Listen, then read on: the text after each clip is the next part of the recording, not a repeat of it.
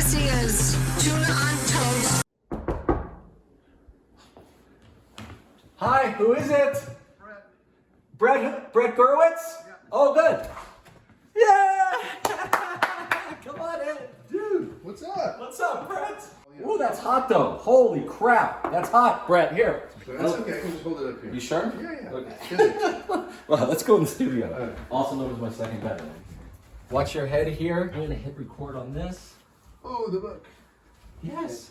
Here's my second. Yep. All right, hold on. Just make sure we're good here. Hey everybody, welcome to the show, Tuna on Toast. I am Ted Stryker, and I cannot believe this man is in my house. I just spotted him driving by. I waved. It's planned that he's supposed to be here, but now he's right next to me. Brett Gurewitz. What's up, Brett? Hey, Stryker, a long time, man. I know. I can't believe that you're at my house right now. I can't either. This is really cool. And we were almost neighbors for so many years. I never knew you lived here. So yeah, cool. I've been here for a really, really long time. Did it make you feel like a little kid when you drove by and I was waving to you from the deck? It was actually awesome. I was like, there's Stryker. That's Stryker's house. There's Brett it's right so there. funny because you're a radio personality. I've known you for so many years. We have been friends. We've been friends on Twitter. We've been friends on radio. We've been friends at KROQ's Acoustic Christmas or the Wiener Rose. But I don't think I've ever seen you outside that. So driving down the street and seeing you at your house was sort of like, oh, he's a real person, actually. Yeah, and I feel the same way too. He's a real person. And just straight off the top, I just want to let you know how much you have inspired me to break away from KROQ and do something independent. I didn't do it when I was 18 or 19 years old, obviously, but it's like, okay, hold on. There's an opportunity out there where I can put it all on my shoulders and I can drive the bus any way I want to do it. So thank you for the inspiration. Yeah. Hey, my pleasure. I didn't even know I was doing that, but yeah, it's awesome. Do you do a lot of these things? Like, have you been with Mark Hoppus? Have you do you do a lot of podcasts on camera and that sort of? I don't do a lot. But when my friends ask me to do it, I do it. So yes, I was on Mark Hoppus's recently, and I did one about Green Day not that long ago. I did one about Sublime some years ago. It's just when there's something interesting and it's people I care about and who I've been friendly with, then I do it. How was it with Mark Hoppus? We recently, as you and I sit here today, we just got the unbelievable news that he is cancer free. Yeah. That was a great podcast. It was a lot of fun. We have so much history together going way back, and we know so many of the same, we have so many people in common. So that was a super fun podcast. It was before there was any news about his illness. And then, I only found out about the illness later. So it just made it that much more shocking because we had just done that podcast together, and it was good times, and there's no mention of anything like that. Right. So, but yeah. Oh, what a relief, and such great news that he's doing well. And he's one of those guys, almost no matter what age you are, he has been there for us as a performer, and he seems like someone who is unbreakable because you never really hear anything bad that Mark Hoppus has done. He does so much good, and then we got this news, and we were all just floored by it. And I think he felt all the love from the world for him, don't you think? I hope so, yeah. He deserved to feel it, so I hope he felt it. Did Blink-182... however many years ago it was, 20 plus years ago, ever cross your path before they were signed? Oh yeah. In fact, I tried to sign them, and you did try to sign them. Yeah. We were talking. Yeah. I mean, I was in there, and actually, I mean, in the olden days, when they were still, just a baby band, Fletcher came up to me and said, Fletcher from Pennywise, of course. Fletcher from Pennywise came up to me and said, Brett, you have to sign this band right now. Trust me, you have to sign them. If you don't, you'll regret it. Okay. Which is very Fletcher. Great ears on Fletcher, by the way. Kudos to him. And I had just signed No Effects and the Offspring, and it was a tiny company. I said, I love these guys. I cannot sign them right now. I'm monetary reasons or for just too much time? Too much to do. I was like one guy, and my label wasn't taking off yet. I was working 2 jobs just to have a label. I was working as a recording engineer in my recording studio, which was called West Beach. I was working 3 jobs. I was in my band, Bad Religion, and I was trying to do Epitaph out of the back office of my studio. So I did, and I said, I just can't do it right now. And then they started to blow up. And then I said, oh man, I got to do this. And I said, then I tried, but it was, by then I think it was too late. But there's still a lot of love, between me and Blank, and they know that, we came up together. So What you looked for in artists when you were in your 20s and 30s, do you look for that exact same thing today, or are things a little bit different for you, the way you hear and watch artists? I think I've improved at it. I think I was going by gut instinct when I was a kid. And also I think I was going by the fact that I was signing my friends, and I sort of lucked out that my band was influential, and my recording style that I used for my band was sort of influential, so that bands that liked my band were coming to my studio saying, "Hey, will you record us?" Like Fat Mike from NoFX, he's a great example, right? Yeah, Fat Mike heard Suffer. Tim Armstrong from Op Ivy and Rancid heard Suffer. They reached out to me. "We wish our record would sound like Suffer. Can we record there?" "Yeah, come record here." Then they record at my place. I'd engineer them and mix the stuff. We'd become friends, and then I'd say, "Hey, you want to be on Epitaph?" So it wasn't like, it wasn't a profession. It wasn't even like I didn't think of it as a skill. It was sort of like my band was getting popular, right? And other bands that liked my band would play with my band and maybe be on my label, kind of a thing. You know what I mean? And many of those bands got popular. It's just sort of everyone influenced each other. We influenced other bands, then they in turn did great recordings and influenced us, and it was a virtuous circle. Did you have any role models, not musically, but on the business side? Yes. When you started Epitaph, who in the world were your idols, or who were you looking at that time? Okay, so the people who taught me so much, there was Susie Shaw from Bomp Records, and Bomp is arguably the first punk label in America. And there was Lisa Fancher of Frontier Records, who was doing it a little bit before Epitaph, and I almost referred to myself as us. Right. That was super weird. Yeah. But she was doing it before I was. But when, you have to remember, like, she was doing it like a year and a half before I was. Like the whole period of time from like 79 to like, 87 it just went by in a blink. You know what I mean? No pun intended. Right. So anyway, but also I have to mention Greg Ginn from SST Records. Oh yeah, right. Because SST Records were a big influence on me. They were the local LA indie label, and they had so many great bands. They had Black Flag, Sonic Youth, the Minutemen, and I was a kid going to those shows, and I looked up to Black Flag as the big kids. Right. So. You and I think had a similar upbringing, just a little bit of different era. I'm from Southern California, but I went to public school. You went to El Camino Real, right? Yeah, I went to Palisades High School, but I was not even remotely cool enough to know what a scene was or be part of a scene. Yeah. I played some sports and did that sort of thing, but how in the world did you even know what punk rock was and what was going on out there? Who exposed you to it? Right. So I wasn't remotely cool either. And I mean, that's why I went punk, so to speak.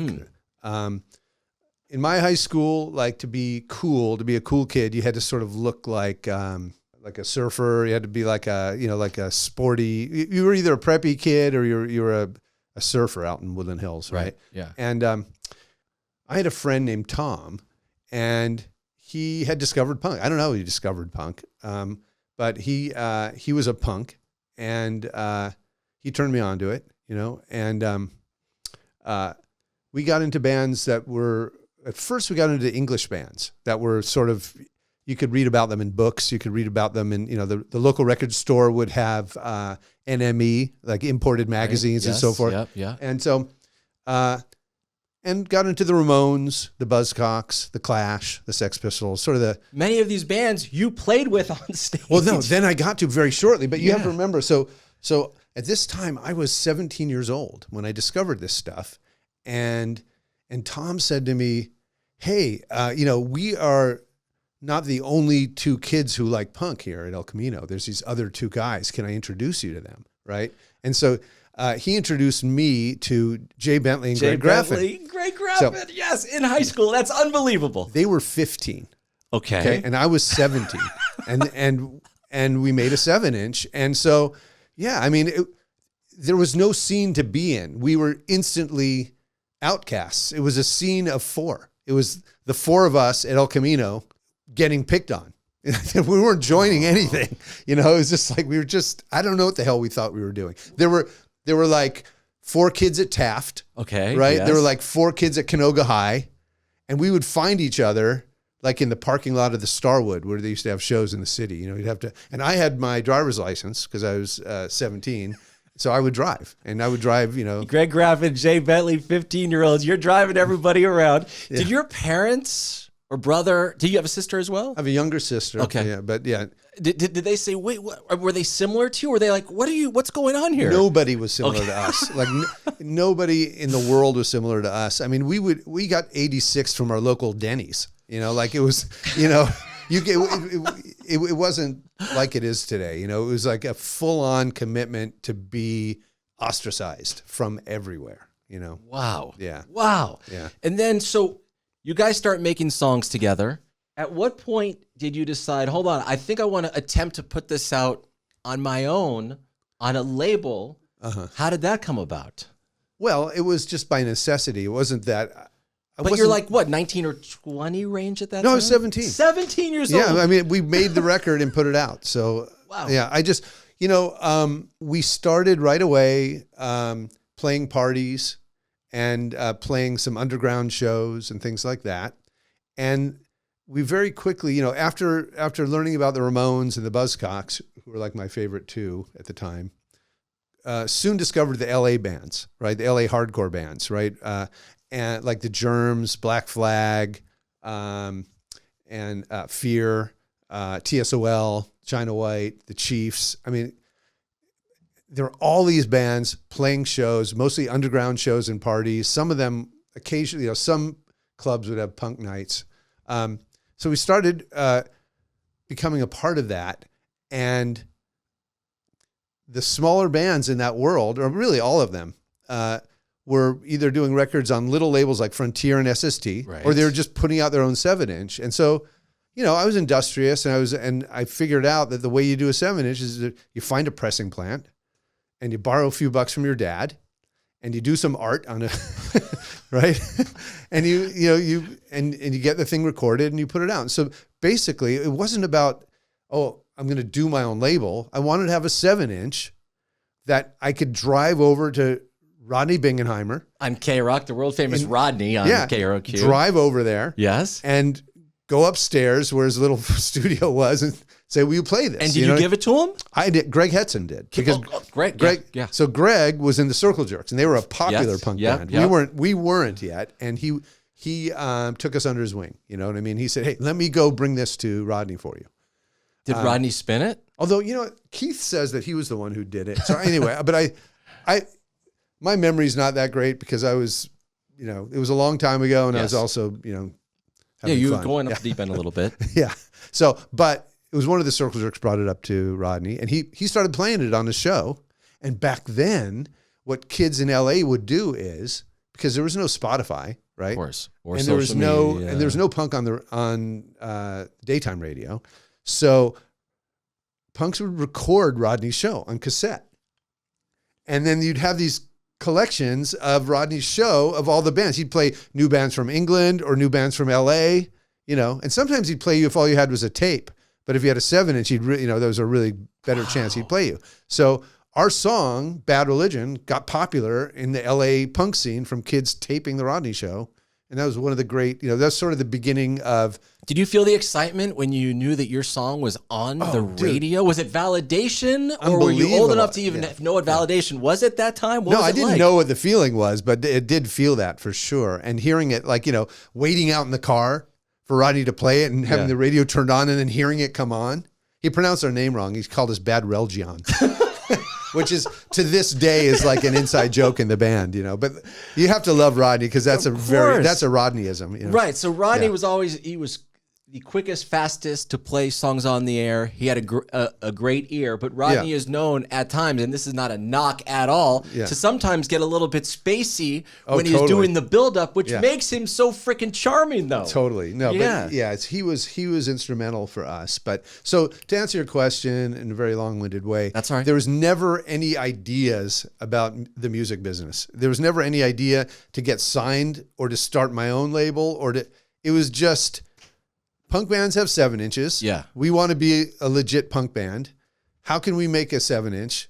Brett's dad will lend him $1,500. He's going to do it. So I pressed him up. I figured out how to make them, how to get them pressed at a place called Alberti. It was a pressing plant. We assembled them in my mom's family room, in Woodland Hills, sitting on the floor. We would like write little things and put little things in the 7-inches for people. Cool. And then I used to drive them around to, there were like about 6 punk record stores, or they were indie record stores that carried imports in punk rock, right? So they carried a lot of English imports and some local punk rock. And so there was Zed Records in Long Beach, Moby Disc in the Valley, San Fernando Valley, Middle Earth in Downey, and so I would just drive there in my car and put 10 Bad Religion 7-inches. That was our first EP. And they would let me put them in there on consignment. And then when I went back, they were all sold, and I give them 10 more. And that's literally how it all started. So, okay, Brett, everything you're saying so far makes it look so easy. We're kids. I got a label.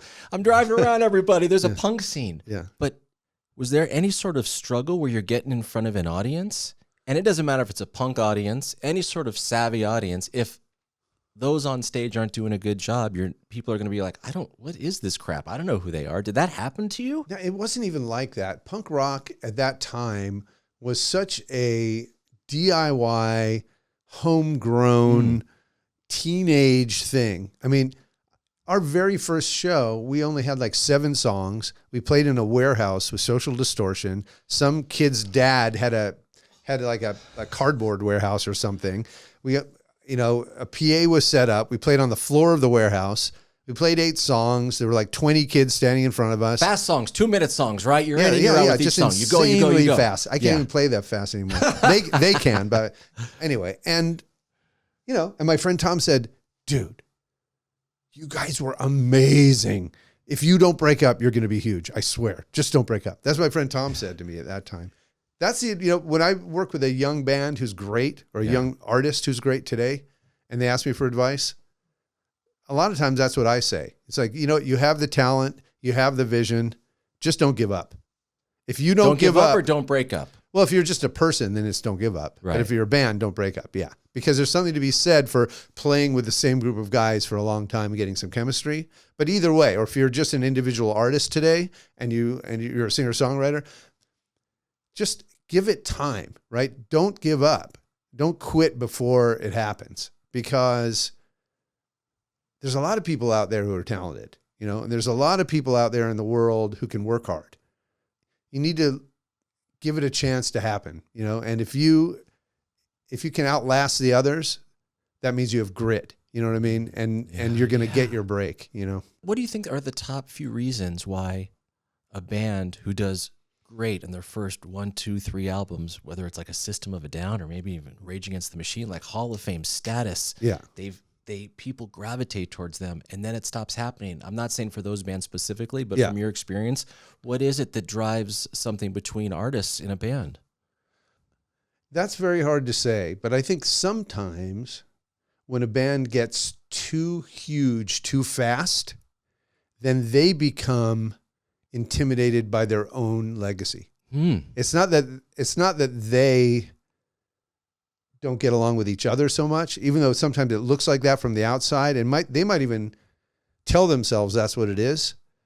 But, if you had a massive, massive success on your first and second record, right? And so it's not a slow build. It's like, okay, we can sell at the Roxy and the Troubadour in LA, and now all of a sudden we're selling 400,000 copies a week of our album. Right. And then you're sitting there and you're saying, wow, that was a whirlwind. How did I make that record?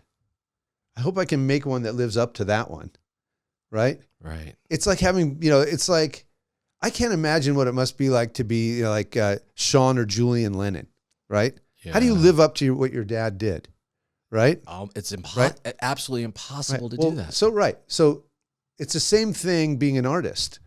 The me that wrote Stranger Than Fiction, that's not me anymore. Like I think of that as a person who I'm in awe of. Right. Right. Yeah, I'll think, 1994 album, Stranger Than Fiction. How did I write that song? Yeah. Or how did I write that album? Yeah. And so you can't think about that stuff. But I think sometimes groups who had sort of astronomical success early become, they have a tough time living in their own shadow. Wow. Living in the shadow of their own legacy.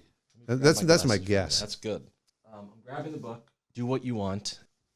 There was an opportunity for you guys to go to a major label. I mean, you're on Epitaph. Right, after a while. Yeah. And the offers are coming in from the big labels like Atlantic. Record companies were paying close attention to Bad Religion's rise from a DIY hardcore band to a punk powerhouse and indie crossover contender. With the success of Nirvana, major labels were giving huge deals to punk, post-punk, and indie acts in the hopes of finding a band that could generate hits in the new alternative market. What was it like mentally for you and as a band making that decision to go to a major label, and was it beneficial for you? Well, look, in retrospect, I would never regret anything because I've had a great life, both personally and creatively. Yeah. And I think the band would agree. They have too. There's no reason to regret the past. In that moment, though, it was complicated for me because I was proud of my art, which is my writing and playing in Bad Religion. And I was also proud of my creation, which was Epitaph, which was my sort of entrepreneurial outlet, right? And that's a creative thing too. And so I was proud of both. And when the major labels first started showing some interest, Epitaph was doing very well, but we never had a big hit. Under the label's umbrella, right? Right. We had we'd have big, at that moment, Bad Religion and Fugazi were probably the two biggest punk bands in the world. Both of us were selling out the Palladium. Wow. Both of us were selling, shipping 100,000 records on when we dropped a new record. So, those are big accomplishments for an indie label. And of course, Fugazi were on Discord, Ian MacKay's label, and Bad Religion were on Epitaph. And then Bad Religion had a number of other big bands too. We had, at that time, we had NoFX, we had Rancid, we had Pennywise, we even had Offspring prior to Smash, right? So it was big, it was happening, right? But we never had a gold record, for example, right? Gold is 500,000 albums sold. In the U.S., that's correct. And so, I wondered if an indie could have a gold record. And that's what the majors will tell you. They'll say, well, you need our help. An indie can't really do that. And you're doing amazing, Brett, but you can't really go all the way without the help of a major, right? And of course, I'm sort of an egomaniac with an inferiority complex, right? Like I have a lot of self-doubt, right? And sometimes I overcompensate with ego, which I try not to do and anymore, but that's kind of an apt description of how who I was at that time, right? And I did have a lot of self-doubt. I was like, yeah, I don't know. I wonder if we can do it, And so on one hand, when Atlantic Records came to sign Bad Religion, I wanted to try it. I wanted to see if they could make us as big as Nirvana, for example. Right. Okay. But on the other hand, I wanted the band to say, no way, Brett, we'll never leave Epitaph. We love you. And this is a punk label and we can do it. We don't need them, So that was the conflict. Okay. But I couldn't let the band know I was feeling that way, right? Because I didn't want to hold them back, right? So basically I was in the position where I said, you guys, I think this will be a great idea and we should do this. And I was kind of maybe secretly yearning for them to say, no way. But everyone was on board? Yeah, everyone was on board. And I was on board too. But I felt that was the compassionate way to play it because honestly, I didn't want to hold the band back. And I didn't know if maybe Epitaph was holding the band back. So we signed to Atlantic. 5 minutes after that, the Offspring went multi-platinum. 10 million records sold. You're talking about Smash, the album from the Offspring. Right. You're an independent label, Brett. Right. You signed Offspring, 10 million. Right. And so, and yet my band now is on Atlantic. Are you like, what the F am I? What did I just do? In a way, it was sort of like, oh wow, there's my answer. I don't need a major label to You do didn't this. just go gold Yeah. 10 times here. Yeah. I mean, it was, for a while before Adele, it was the biggest independent album of all time, Wow. Yeah, for many years. Wow. It was a massive, massive hit record. And I'm very grateful to the Offspring for that. I want to grab something else here in this book that I really, really, really love. And I'm going to start out with a question. Without social media and without really a ton of radio play, you did say some late night with Rodney on KROQ. What was your plan for, at that time, for spreading the word? How are people supposed to know of Bad Religion that live in Boise or upstate New York? In the early days, it was through this sort of grassroots network of zines, right? And which was a rich cultural tradition of punk. So because punk has a DIY ethic, and a big part of that is not only doing, booking your own tour and so forth, but also making your own zine. So there were punk scenes all around America, and each local scene had their own zine, and maybe the most famous one from LA is Flipside, and the most famous one from the Bay Area was Maximum Rock and Roll.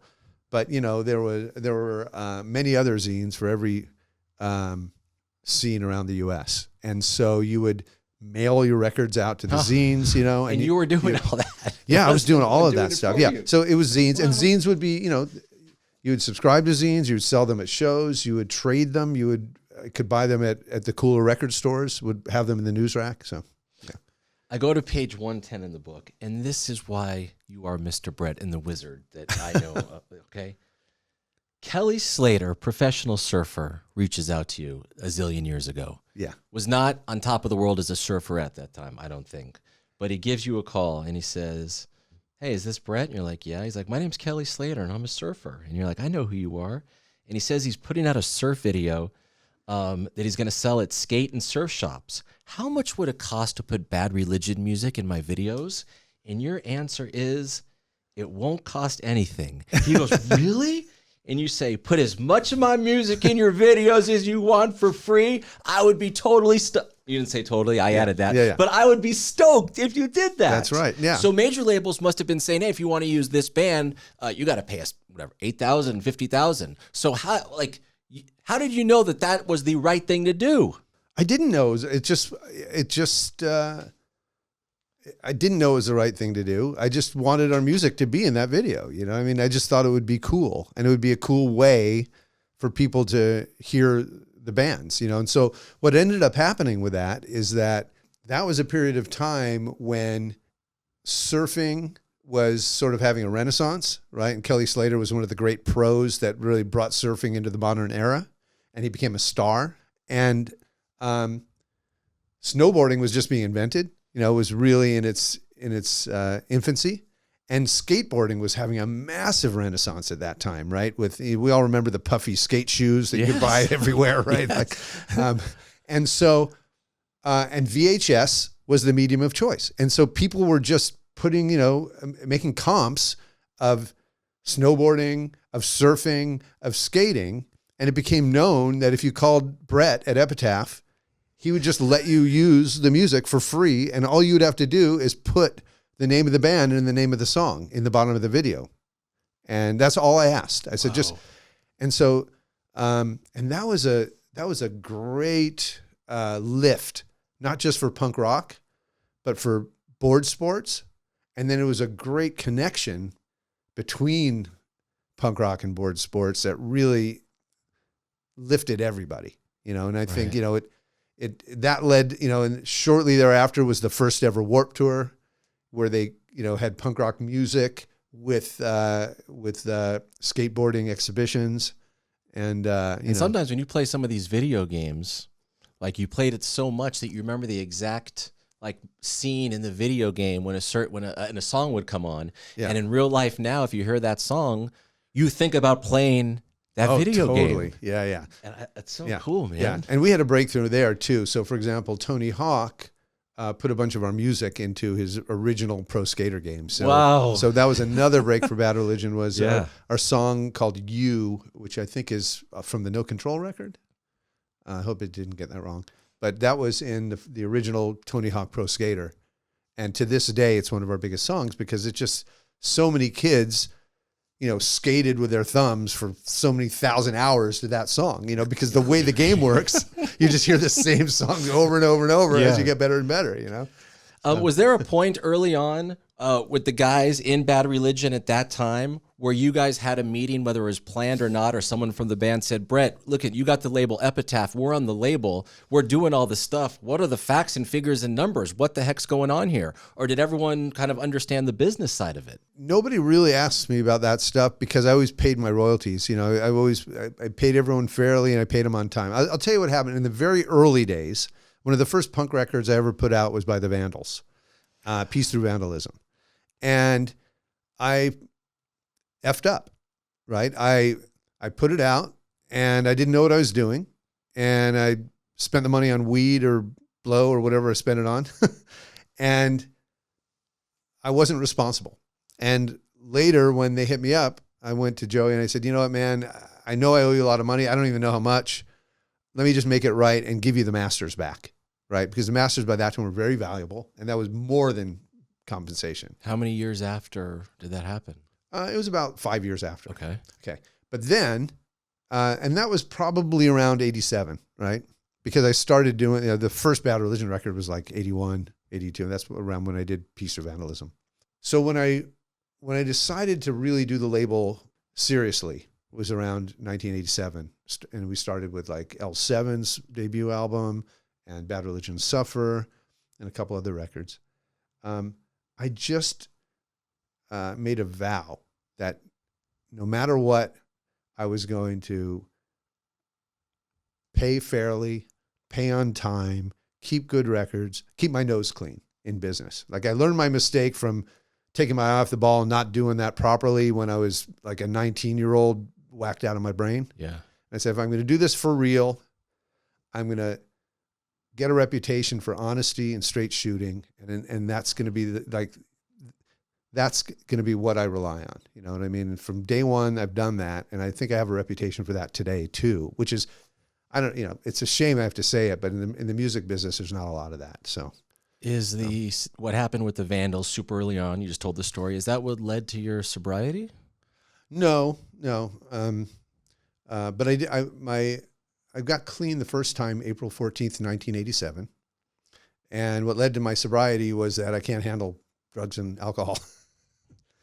But yeah, I guess you could say my lack of sobriety is maybe one of the things that contributed to me not handling things that well as a teenager. But teenagers aren't really suited to run businesses anyway. So I from April 14th, 1987 to roughly 94, I was sober, and Bad Religion put out a record a year for 7 years. Right. It was unbelievable, an unbelievable output. Yeah. And you were sober during that I time. was sober probably during in the that time. studio 18, 20 hours a day. And then in the studio 100 hours a day. Yeah. I mean, a week, not 100 hours a day, at least. Yeah. But yeah, I was doing 100-hour weeks. It was insane. And put out 7 Bad Religion records, put out a bunch of NoFX records, crazy amount of workaholism. Right.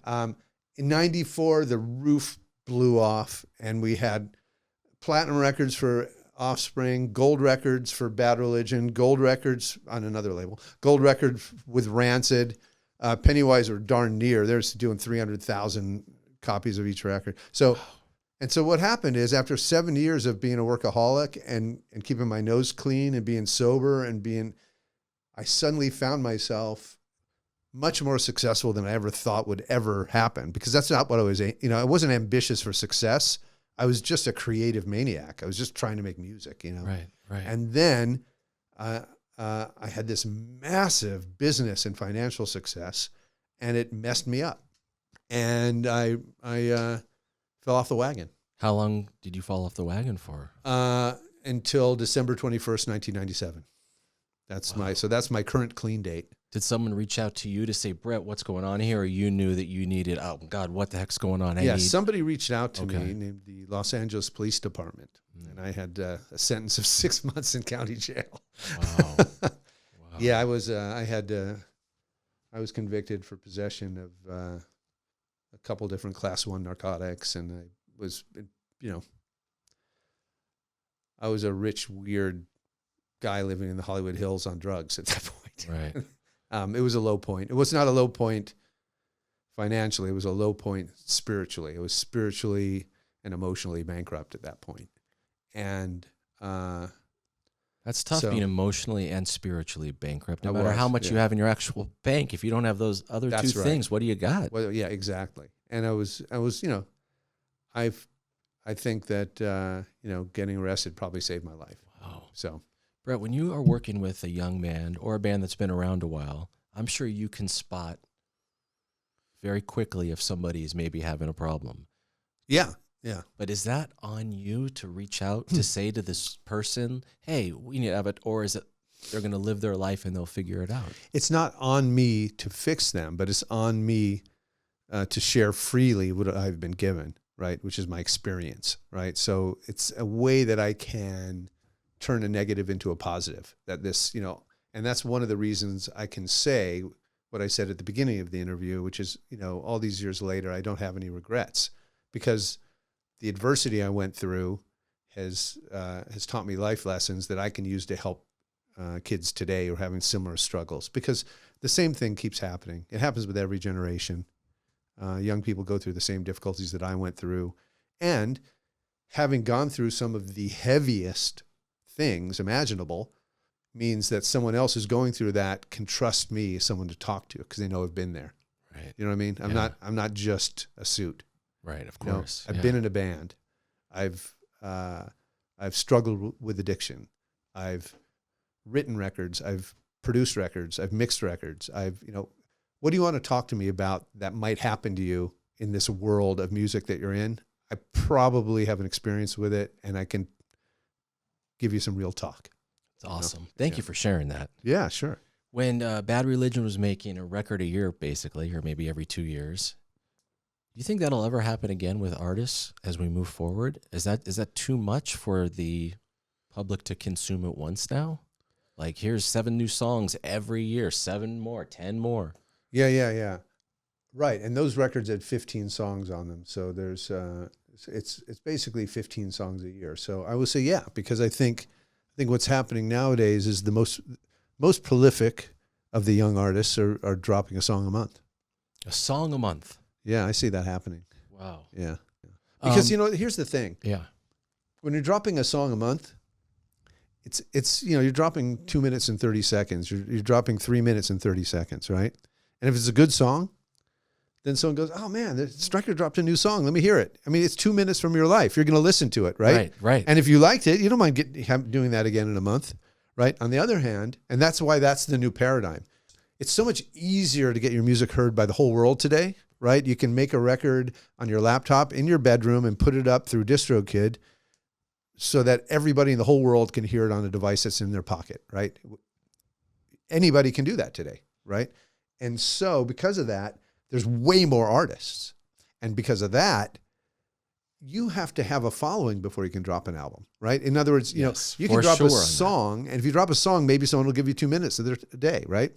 But if you drop an album, you're asking somebody to give you 40 minutes of their day. Right. And if they don't know who you are, they're not going to do that. They're just like, hey, man.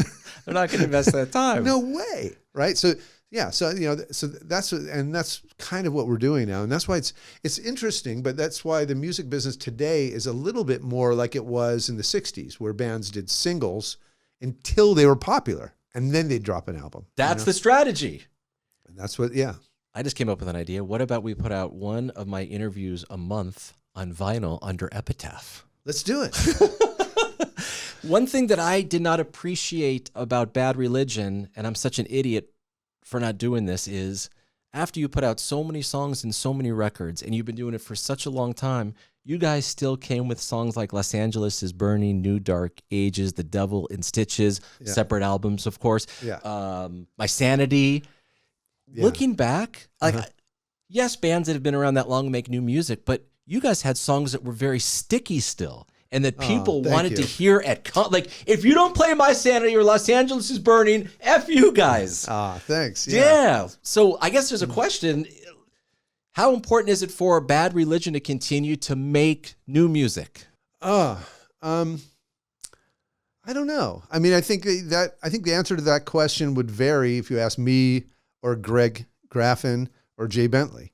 I think right now, the most important thing for the band after the pandemic is to be touring, right? They miss touring. The fans miss seeing them live. Do you miss touring? I do miss touring once in a while, but I have Epitaph, and I've been working, at what I do now for so many years without touring that, it's more like a sentimental kind of nostalgia. It's not like, but those guys are aching to tour. I mean, those guys are road dogs. You know what I mean? Yeah. And I'm sure it seems to you like I've been touring the whole time because I always played the acoustic Christmas. No, but I know that there were many, many times where even when you were part of the band, you were not out on the road playing the shows. Couldn't do it. Yeah. I've been really running the business, right? But when Bad Religion are in the studio or when they're ramping up for a record, I'm in there writing, I'm in there producing and so forth. But is there a new Bad Religion, and is it coming in the next 2 months, 2 years, 1 year? I think their next, the Bad Religion now have a tour on the books. Okay, a tour. Let's go out there. Let's play a bunch of songs and have some fun. Okay. Our last record was called the Age of Unreason. Yes. And it was sort of a response to Trumpism and all of that, because obviously it's not, it's no secret that we're pretty progressive being punk rockers. And we're proud of that one. And so if there's a new Bad Religion record, which I have no doubt there is, it's incubating in Greg and my brains right now. And are you still going to do it where you each have to come in with a song every single day and go have coffee and meet? Is that going to be a strategy? It's like that. I mean, we write our songs, right? And he writes his in New York and I write mine here. And then we send them to each other. Yeah. And it's a friendly competition. And then, right?